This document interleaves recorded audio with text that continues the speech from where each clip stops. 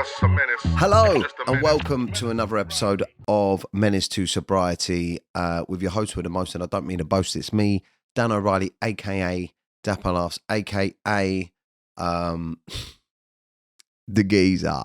I'm recording another one from my house, man. I feel a little bit bad. I feel a bit bad, but I've got loads I've got to talk about because I'm 39 this week on Saturday.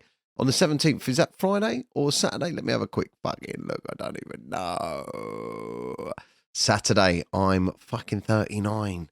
And I wanted to do a podcast just looking back over my life, have a quick look at everything I've done, all of the fucking madness, right? Just where it started, where it went. I just wanted to have a little look. I wanted to have a little look at my boozing throughout, just recap, have a little look through and see if I can pinpoint.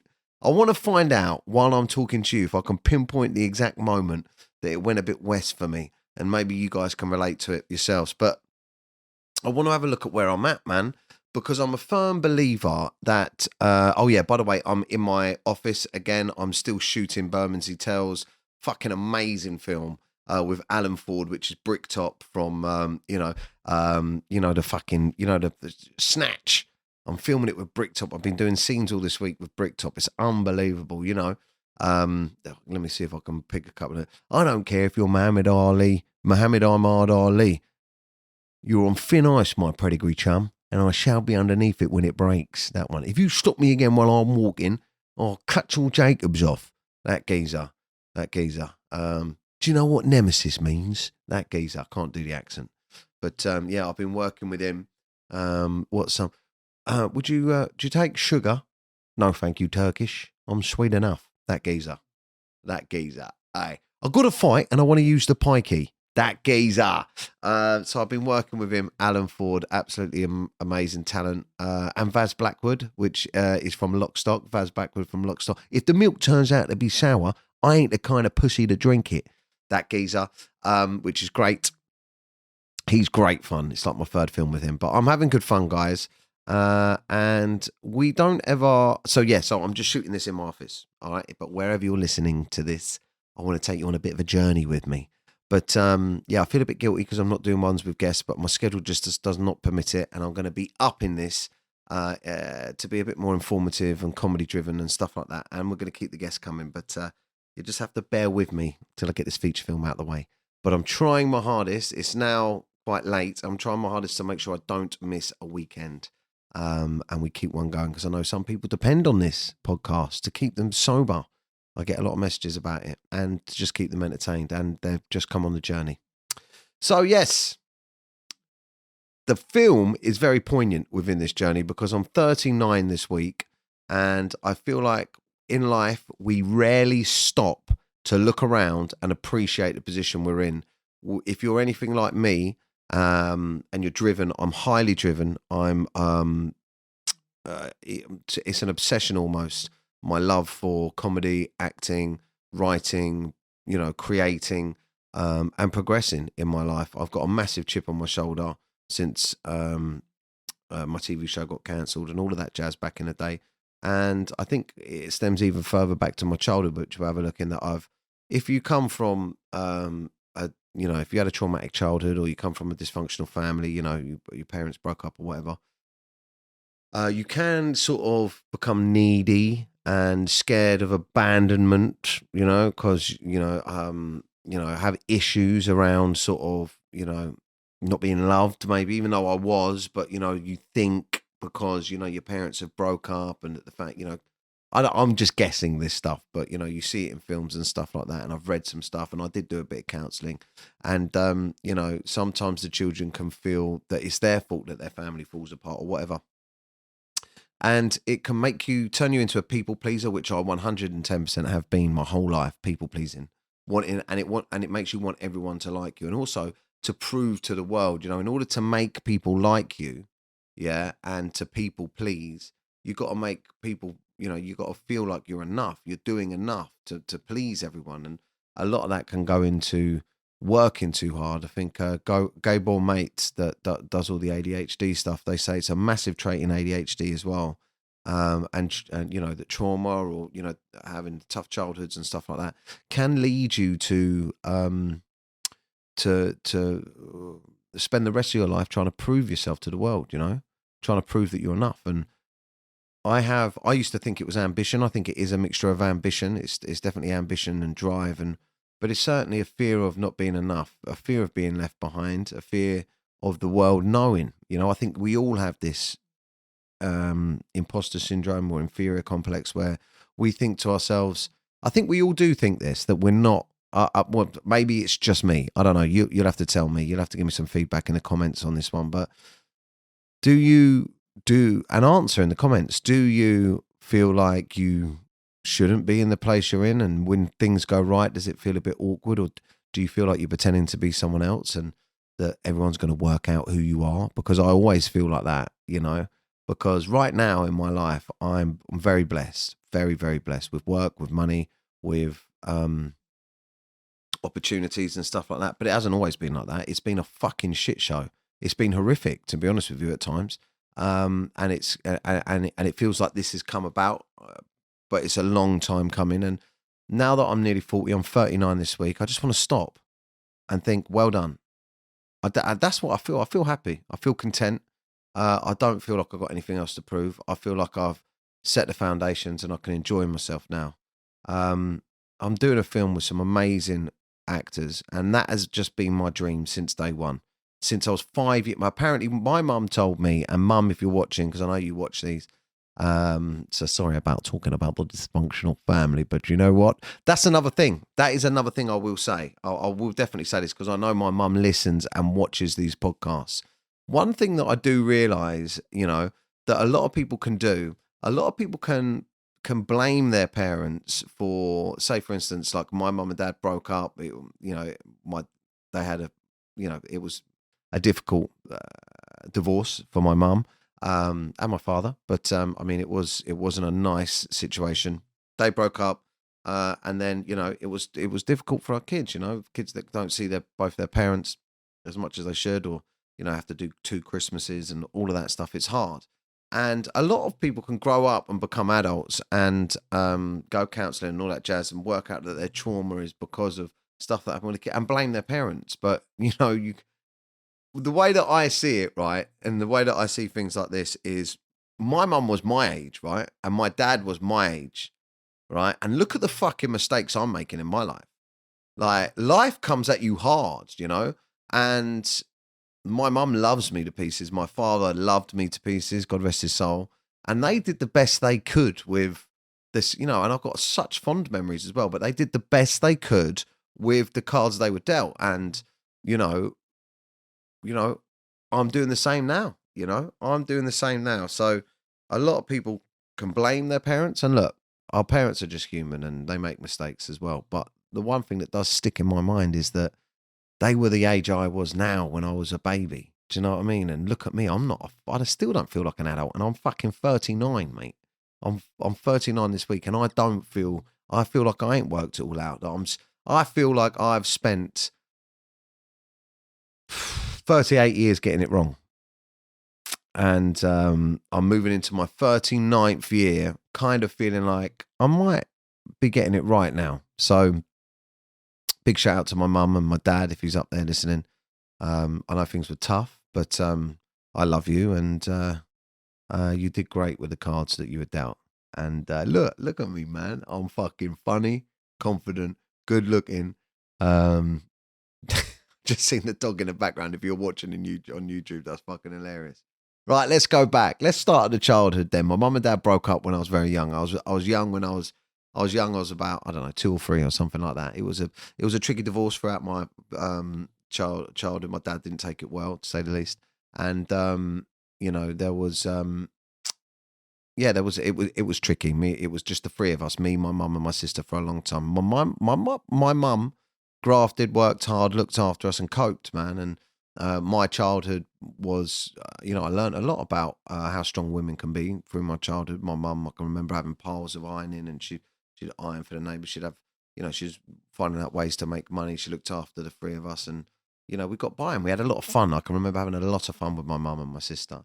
And my dad, I used to see him at weekends, but there was long periods of time when I didn't see him, or I don't know, I can't remember. My memory's a bit a bit choppy back then, but I used to see him every other weekend. And my dad was great fun. My dad was a comedian, not professionally, but if you knew him, he was a comedian. My dad had jokes. My dad used to do a thing at the dinner table, party trick, where you'd say to him, like, he'd say, give me a subject and I'll give you a joke. So we'd throw a subject at him and he'd give us a joke, and he was always entertaining people. And whenever he came out, he had little tricks and stuff. Like, he used to have a fake thumb. And I never knew it. I wonder. This is a funny story, actually. One time I took him out to meet my mates. He said, I want to meet your mates, because I moved out from, my mum moved to, we grew up on a council estate, first of all. And I used to get in quite a lot of fights and stuff, and I used to get beaten up quite a lot, actually, to be honest with you. But I used to be up for a fight, but I used to have quite a lot of fights on this little council estate. And, I got bashed up quite a few times at a young age. And, I look back on that and I kind of think to myself, I like that, because when I moved out of I moved out of that council estate into a council house, which was a bit nicer, which still a council house, but in a nicer area.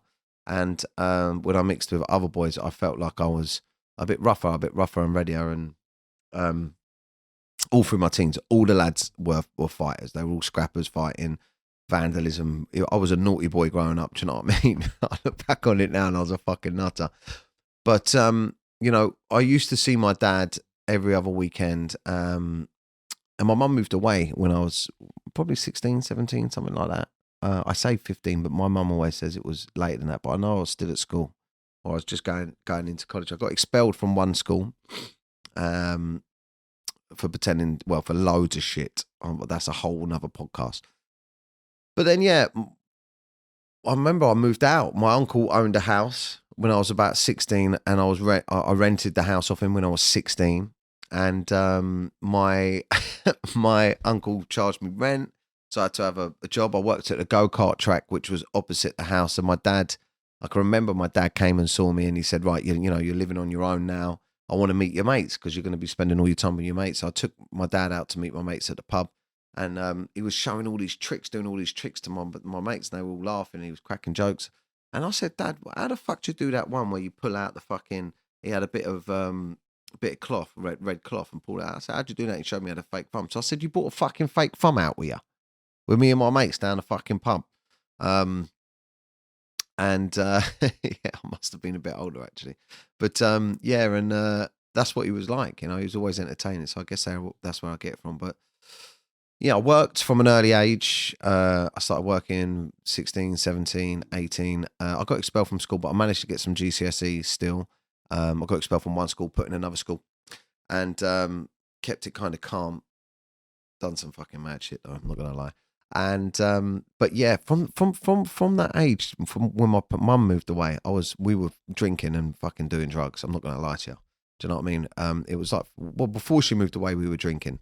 And it was a done thing, man. It was the done thing. It was like, at that age, everyone couldn't wait to get drunk. I can remember being, I don't know what year it is, year 7, year 8, I don't know, 14 or 15. And everyone at school would be talking about who can get booze. I just think, is this normal? Tell me in the comments. Is this normal? All the people in the school talking about what parties to go to at the weekend, or what parks to all meet up. We always go meet up down the park, get the white lightnings, get a bottle of, this is what we used to do when I was 14 years old. Go down the park. It was either bottles of hooch, bottles of Bacardi Breezer, or fucking big fucking 2-litre white lightning fucking ciders. Those things were about £3, but if you could get hold of one of them, about 4 of you were getting fucked.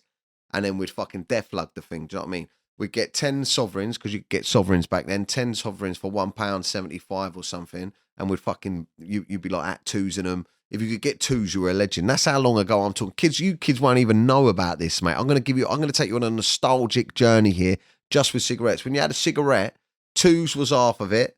Quarters was a quarter. Or you could say saves. That's save us a bit. It was saves. What was it? It was twos. Give us a quarter. It was saves. And then words, just words. That's where it had sovereign right around the butt. All right, go on, give us words. And that was deadly if you got words, because you just get the cigarette, have one toke, and a fucking cherry go straight down your throat, mate, or burn the ends of your fingers off. You was a proper pikey if you asked for words, but there we were, mate. Fucking, I used to get into the old rolling backy. That shit will last you for days. Prison rolls, we'd call them, like just the tiniest bit of backy, like smoking like 70-year-old geezers when I was about fucking 14. But those were the days, mate. Yeah, and then what we'd do is we'd do death lugs. That's where you'd get a bottle of cider, and you'd take fucking so you got a massive cherry on the end of it like that, and then you'd fucking neck the cider while spinning in a circle. So you're full of fucking sovereign smoke, necking cider, and then you let go, blow it out, fucking wobble across the fucking park and smash into a fucking tree or something. And that was our idea of having a good time. We didn't have TikTok or fucking PlayStations back then. That was our idea of having a good time. And now I can kind of see how the old alcoholism started. But yeah, all them. But I don't think I had a problem then. I think it was just, it was just what kids done, and every weekend was the same as that. And if I'm honest, that was 20 years of that. So 15, 25, 35, even longer, because I think I've been pissed up every weekend, more or less every weekend. I mean, maybe not every weekend. Maybe there'd be some weekends where I'd just have a few beers, but the weekend to me signaled fucking party time, and it's mental when you think about that, innit? That every single weekend for the last 20 years, I've been getting pissed like I fucking deserved it. Like just working a week or getting some work done or fucking just getting up and getting work done in the week deserves a fucking celebration, a party, to get absolutely annihilated, smashed, drink 20 fucking beers and get a line of gear in you. For what? For getting up like I'd fucking cured cancer or fucking deserved the Nobel Peace Prize for just getting through a fucking week. It's mental, innit? I used to drink like it was fucking New Year's Eve every fucking Friday. That's mental, innit, when you look back on it? Now, I don't think, but anyway, yeah, let's keep going through. So when my mum moved, she moved down to Cornwall. She took the money. What happened? The reason why she moved, which was great entrepreneurialism from her. She bought our council house up here, soon because she could get a big discount on it. You get a discount on council. As soon as she bought it, she done it up and flogged it, made a bit of money, which is what she always wanted to do. Get on the property ladder, moved to Cornwall, bought a fucking hotel, changed it into a house, try and flip it again.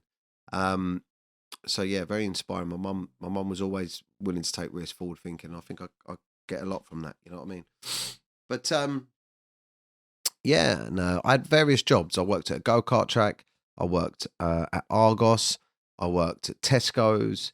I worked at a veterinary labs cleaning.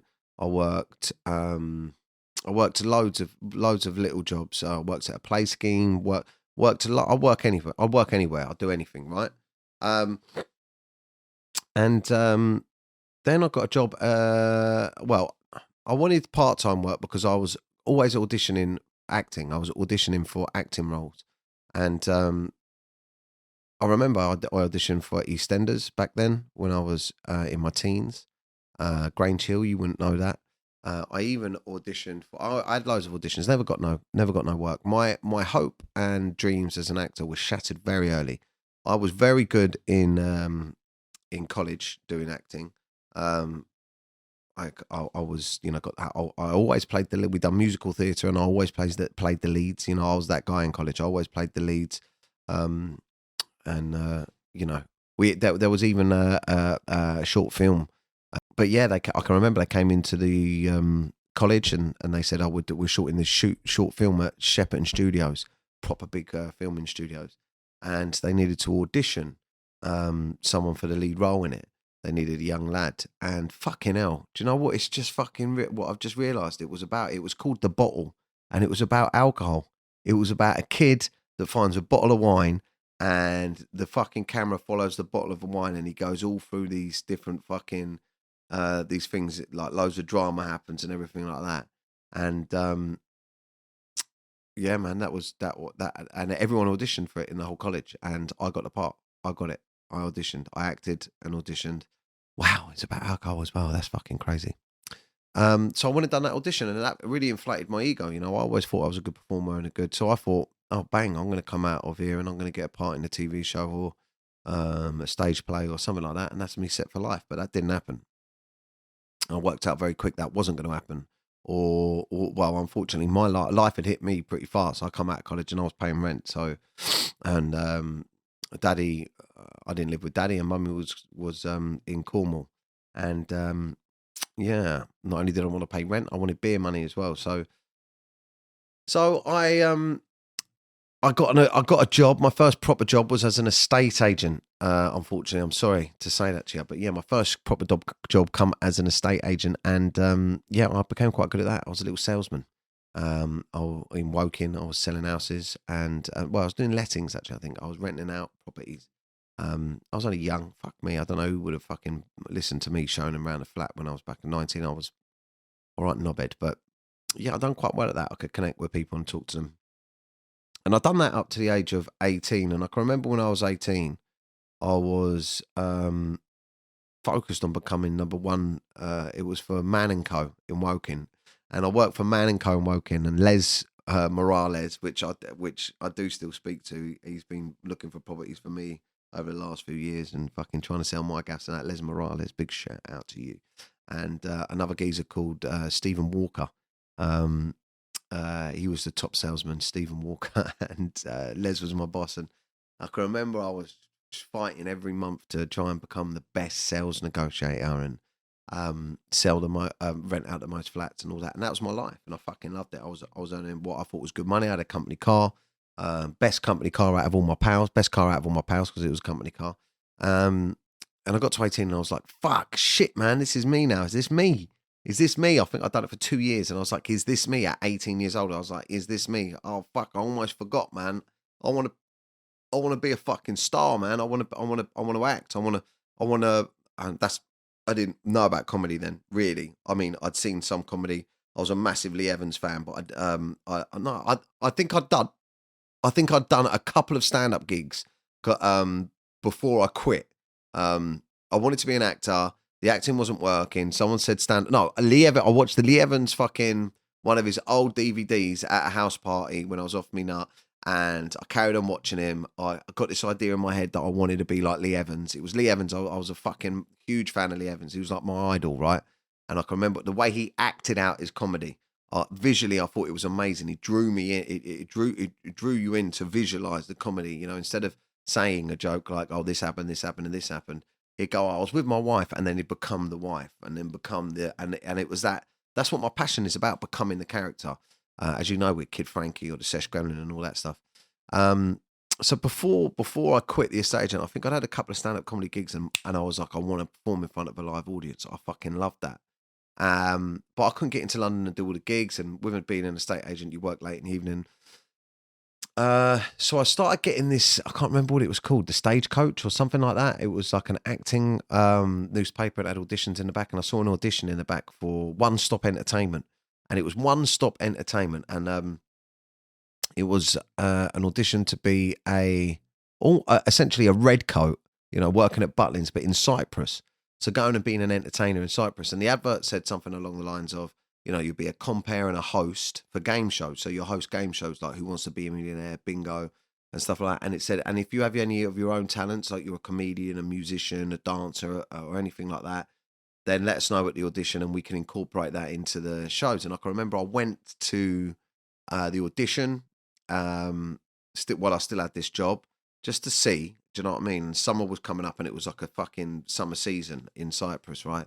Bearing in mind I was paying rent, so my mind was going on overdrive. I didn't have to pay rent. I could go and perform. I could live in the sun. I was only 18.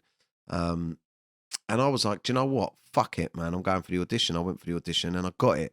And I come back and handed my notice in at work to Les and said, you know, I'm going to follow my dream. And he said, go for it, man. You're young. Fucking go for it. And told my family, and my mum said, go for it, you know, brilliant.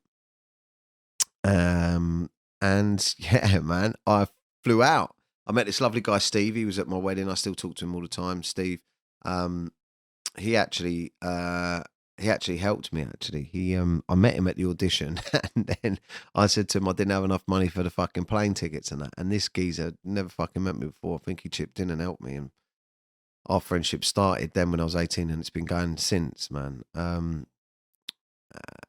You know, he helped me there, and I'll tell you, I helped him back later on. But we got over to Cyprus. We spent a couple of weeks learning all the dances. Greece. I was Danny in Greece, obviously, and fucking I was singing all the songs, dancing all the dances. We had these different shows, and we'd do the shows in the hotel. And in the day, we'd go around and get people in. Oh, mate, I was a young lad, mate, literally full of spunk.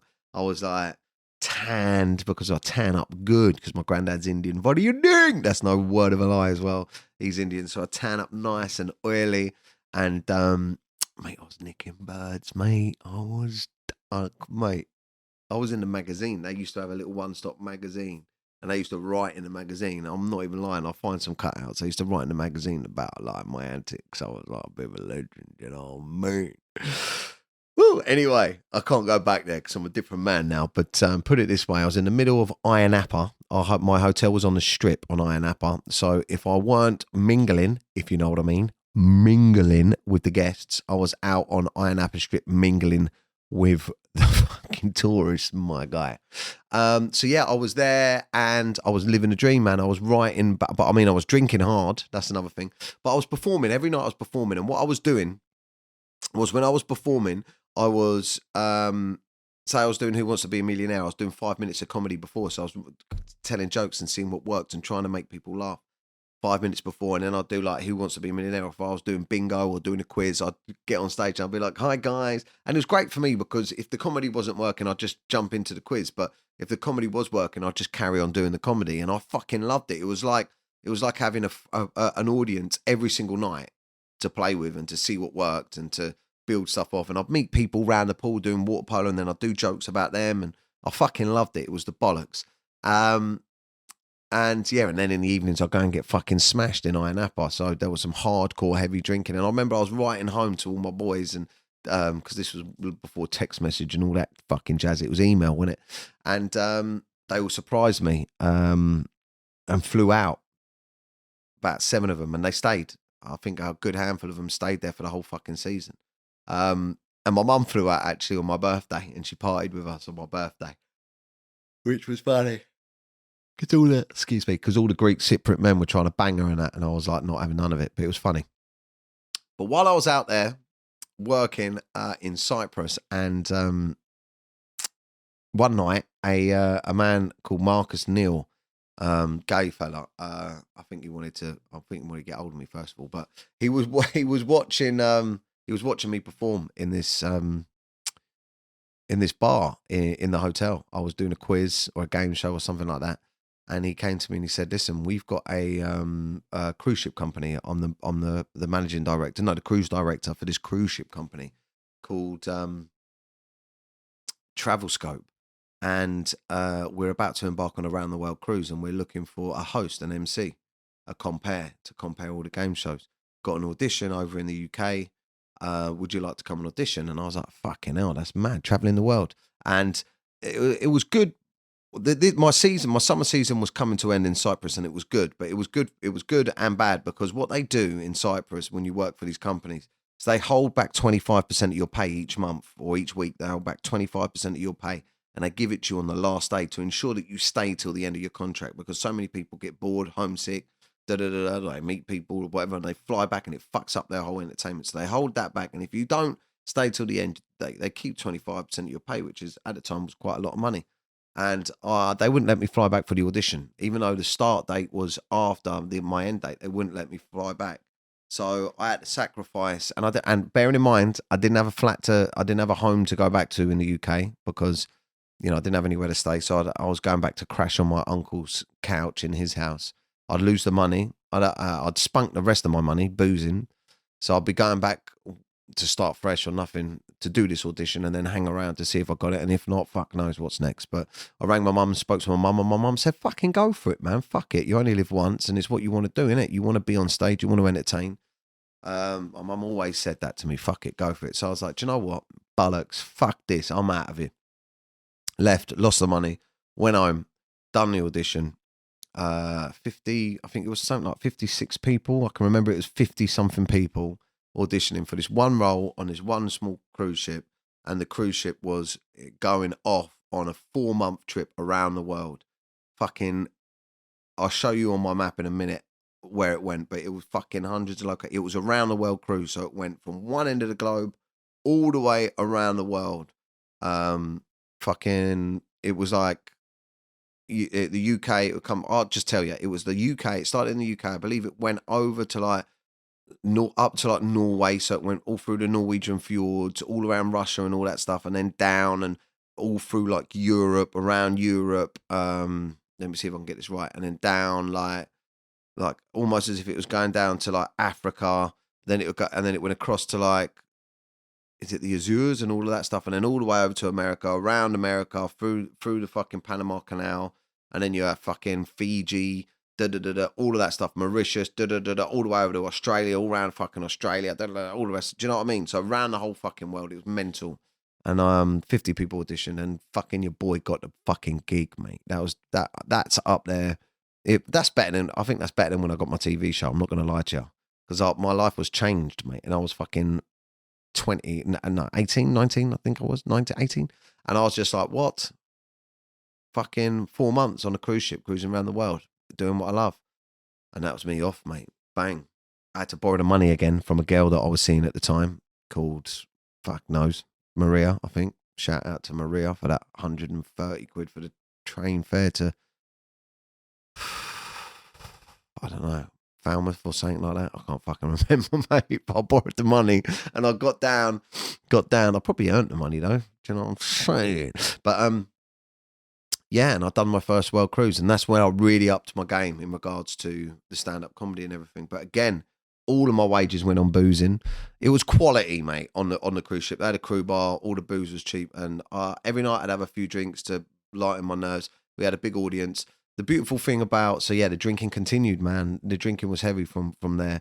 So yeah, it's been drinking. I mean, as the career progressed, the drinking was fucking always there. This is what it is, man. Like, it was just like, I moved out when I was young. I was getting on the smash with my fucking pals. Then my job was fucking over in Cyprus. I was getting on the smash the whole time there. Then I moved on to the cruise ships. It's like my life's been a fucking party. I was fucking getting on the smash there. I've done the world cruise, but it was brilliant because they had professional comedians flying on. So I'd learn from the professional comedians. And again, by this point, what I was doing was I was over in Cyprus. I was putting the bits that I'd created myself, and I was adding more on, like, as the weeks went on. And then I plucked up the courage to ask the cruise director, look, can I have my own slot, my own comedy slot, my own show? So they had a smaller entertainment lounge, and they put me in there to do like a 45-minute show to the audience, like light entertainment, you know, as an alternative to the big shows. And fucking, I started smashing it, mate. I'm funny as fuck. Once I get on stage, as long as I know what I'm talking about, I can deliver that stuff. I was young. I look like a young fucking Barry Manilow, mate. I had fucking long. I'll see if I can get another picture. Vigo, see if you can find it on my Facebook. I had fucking highlighted. I used to straighten my hair at the front, so straighten it up in spikes at the front and spikes down the back, and it was all fucking bleached blonde. I look like a lesbian, I'm not going to lie to you, but you know what I'm saying?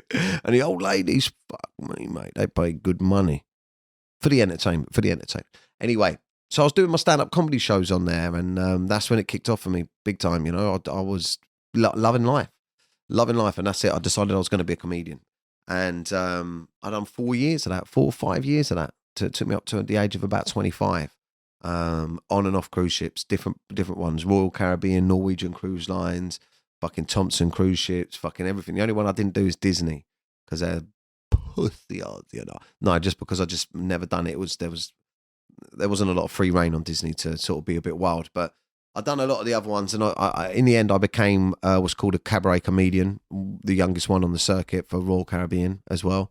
One of my great achievements, which I look back on and think is fucking amazing. I was very young. I was 24, I think I was, and I was flying from one Royal Caribbean cruise ship to the other. I could be over on the Caribbean. I'd join the ship. I'd sail around the Caribbean for 3 or 4 days, entertain the female entertainers, if you know what I mean. Let's not go overboard, eh? Let's not go overboard. We're all on the same. That's what I used to say, hey, girls. We're all on the same boat here, eh?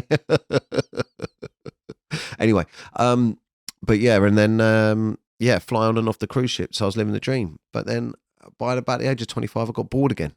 I got really bored. I thought to myself, I'm a big fish in a small pond on the cruise ships. Everyone knew me on the cruise ships, on the circuit, and the audiences were fucking big. But I didn't want to be 40, which I nearly am. I'm 39 this week. I didn't want to be 40 and no one knew me back home. And, you know, I wanted to get on TV. I wanted to do films and I wanted to do stand-up comedy. And fuck me, I'm doing it all. So that's made me smile because I've just had a fucking, I'll see how positive things are now. I just want to say, like, now I visualize my life in such a positive way.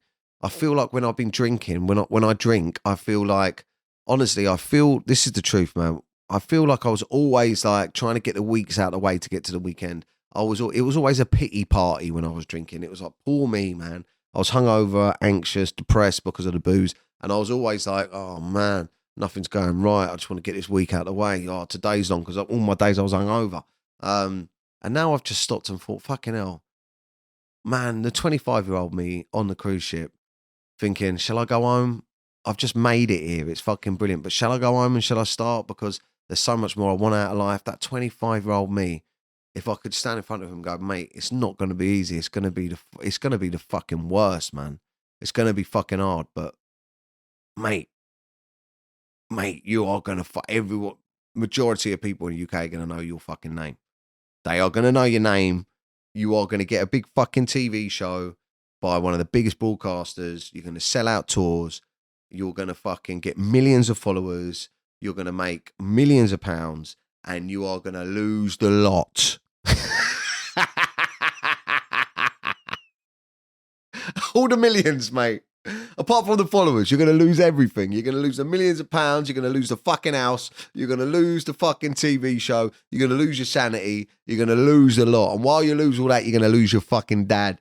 And you're going to get it all back apart from your old man. You're going to get it all back. The 25-year-old me would stand there and look at me and go, let's fucking go.